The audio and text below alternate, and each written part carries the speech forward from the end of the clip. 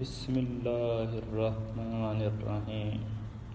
شیر کی ایک دن کی زندگی گیدڑ کی 100 سالہ زندگی سے بہتر ہے، یہ قول تھا ٹیپو سلطان کا۔ ہندوستان کی سلطنت میسور کا آخری فرمانروا، میسور نواب حیدر کا بیٹا، تحریک آزادی ہندوستان کا پہلا شہید دیون ہلی کے مقام پر پیدا ہوا۔ والدہ کا نام فاطمہ فخر النساء تھا۔ حیدر علی نے نرینہ اولاد کی آرزو میں آرکاٹ کے مشہور بزرگ ٹیپو مستان کے مزار پر دعا مانگی تھی، اس لیے بیٹے کا نام اسی بزرگ کے نام پر رکھا۔ کہا جاتا ہے کہ ٹیپو کا اصل نام فتح علی تھا، لیکن تاریخ سے اس بات کا کوئی ثبوت نہیں ملتا کہ اس کا نام فتح علی تھا یا اس کی کنیت ابو الفتح تھی۔ البتہ اس کے بیٹے کا نام فتح ضرور تھا۔ تاریخ حمید خان کے مصنف محب الحسن خان کی روایت کے مطابق 1767 میں نظام دکن نے ٹیپو کو فتح علی خان بہادر کا خطاب دیا تھا۔ بچپن ہی سے ٹیپو جبری محنت کش صاحب لیاقت تھا۔ اسلامی علوم کے علاوہ عربی، فارسی، انگریزی، فرانسیسی، اردو، تامل، کنٹری جیسی زبانوں پر بہت جلدی عبور حاصل کر لیا۔ اس زمانے کے فنون سپہ گری، شمشیر زنی، تیراک گنی، نیزہ بازی، تفنگ اندازی، تیراکی وغیرہ میں بھی کما حقہ مہارت حاصل تھی، اور سن بلوغت تک پہنچتے پہنچتے ٹیپو سلطان حرب و ضرب کے آداب اور رزم و پیکار کے انگریزی طریقوں سے بھی واقف ہو چکا تھا۔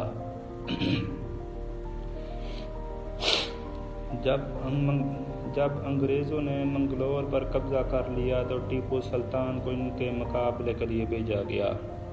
اس کے پیچھے پیچھے حیدر علی بھی وہاں پہنچا۔ یہاں انہوں نے ایک عجب چال چلی۔ بیگار میں پکڑے ہوئے 20,000 افراد کو لکڑی کی بندوقیں دے کر ہزار ہزار کی ٹکڑی میں انگریز توپ خانے کے سامنے کھڑا کر دیا۔ خود ٹیپو سلطان مورچوں پر حملہ آور ہوا۔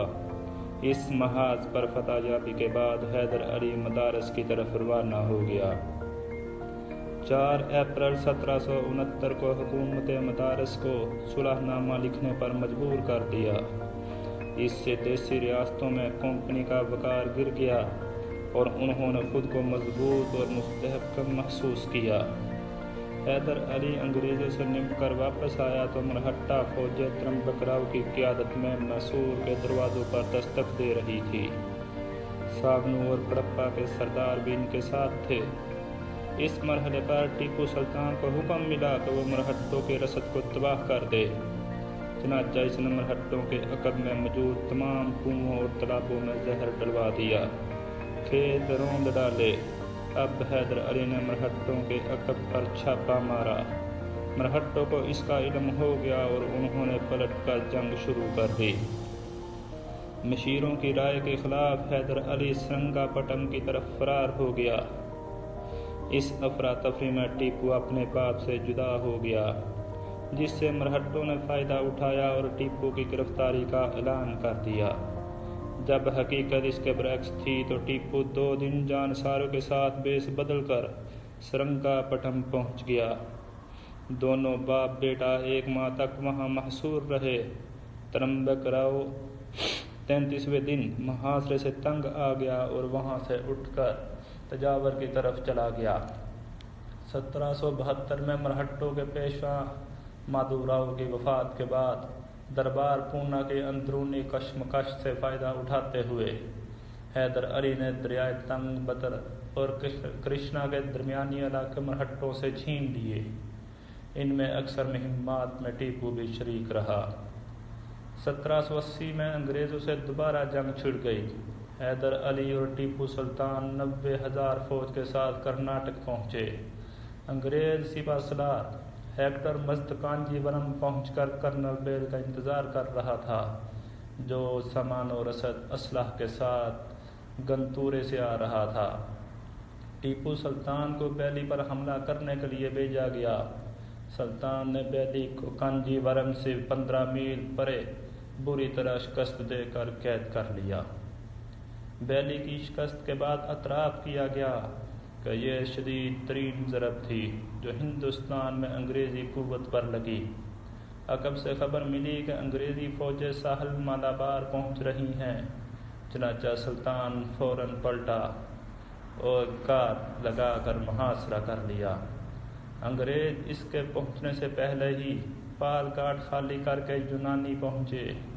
ٹیپو سلطان نے یونانی کا بھی محاصرہ کر لیا، مگر ابھی وہ حملہ نہ کر پایا تھا کہ حیدر علی کے انتقال کی خبر ملی۔ حیدر علی نے 7 دسمبر 1782 کو ٹیپو سلطان کو خبر ملی اور وہ اسی وقت روانہ ہو گیا۔ 25 دسمبر 1782 کو وہ چکمور پہنچ گیا، جہاں لشکر تھرا ہوا تھا۔ اس نے تمام ماتم رسوم کی ممانعت کر دی۔ محرم 1197 عیسوی 26 دسمبر کو خاموشی کے ساتھ مستد نشینی کی رسم ادا ہوئی۔ تخت نشینی کے وقت ٹیپو سلطان اس سلطنت دکن میں شمالی طرف دریائے کرشنا، جنوبی سمت دریائے ٹرانکور، مشرق میں مشرقی گھاٹ اور مغرب میں ساحلی سمندر تک پھیلی ہوئی تھی۔ انگریزوں نے جنرل میتھوز کی سرکردگی میں اثر 9 مالابار پر حملہ کر دیا۔ بڑنور کے حاکم ایاز خان نے نہ صرف شہر قلعہ بلکہ پورا صوبہ بڑنور اس شرط پر انگریزوں کے حوالے کیا کہ اس کی حکومت بدستور اس کی تحویل میں رکھی جائے۔ سلطان کو خبر ہوئی تو اس سے لطف علی بیگ کو دفاع کی غرض سے بھیجا۔ اس وقت تک انگریز ایاز خان سے سمجھوتے کے مطابق بڑے علاقے پر قابض ہو چکے تھے۔ لطف علی نے باقی علاقے کو بچانے کی کوشش کی، لیکن انگریزوں کی قوم کے سامنے اس کی ایک نہ چلی۔ فتح کے بعد انگریزوں نے وہاں انتہائی دردناک مظالم روات رکھے۔ یہ خبریں سلطان تک پہنچی تو وہ آگ بگولے کی طرح اٹھا اور انگریزوں پر چھا گیا۔ اس نے ایک ہی حملے میں بڑنور پر قبضہ کر لیا۔ یہاں سے وہ بنگلور پہنچا اور اس کا محاصرہ کر لیا۔ انگریز جنرل کیمبل نے 2 اگست 1783 کو صلح نامے پر دستخط کر دیے۔ ہر طرف سے شکست و ہزیمت اٹھا کر انگریزوں نے میسور میں سازشوں کا آغاز کر دیا۔ سرنگا پٹم میں ہندو راجا کو گدی پر بٹھانے کی سازش کی، لیکن ٹیپو سلطان کی تدبیروں کے سامنے ایک نہ چلی اور نتیجن 11 مارچ 1784 کو انگریز اور سلطان کے مابین ایک معاہدے پر دستخط کیے گئے، جس کی روح سے فراقین نے مفتوحہ علاقے واپس کر دیے اور اسیران جنگ چھوڑ دیے۔ انگریزوں سے فارغ ہو کر سلطان نے مرہٹوں اور نظام کے ساتھ اتحاد کی ہر ممکن کوشش کی، لیکن اسے ناکامی کا منہ دیکھنا پڑا۔ ادھر نظام اور مرہٹوں کے درمیان اس امر پر اتفاق ہو گیا کہ میسور کی سابقہ ریاست چھوڑ کر باقی تمام سلطانی مقبوضات کو چھین کر باہم تقسیم کر لیا جائے۔ ایک جھڑپ کے بعد دونوں فروری 1787 میں سلطان کے ساتھ صلح کر لینے پر مجبور ہو گئے۔ طے پایا کہ دونوں طاقتیں انگریزوں کے خلاف سلطان کی مدد دیں گی۔ اسی زمانے میں سلطان نے بادشاہ کا لقب اختیار کیا، جسے دونوں ہمسایہ ممالک نے تسلیم کیا۔ خطبے میں مغل حکمران کی جگہ اپنا نام شامل کیا، نیا روپیہ جاری کیا، انتظامی معاملات درست کیے، نیا آئین حکومت نافذ کیا۔ سرنگا پٹم میں مسجد اعلیٰ کی تعمیر اختتام کو پہنچی۔ سن ہجری کی جگہ سن محمدی جاری کیا، جو آغاز نبوت سے شروع ہوتا تھا۔ مہینوں کے نئے نام رکھے، ملک بھر میں مختلف صنعتیں جاری کروائیں۔ سلطان نے فرانس کے دستور جمہوریت سے متاثر ہو کر اس کا عملی نفاذ اپنے ہاں بھی کرنا چاہا اور دفاعی اور خارجی امور کے علاوہ دیگر تمام تر اختیارات مجلس وزراء کو سونپ دیے، جس کا میر وزیر علی یعنی صدر الصدور میر صادق کو بنایا۔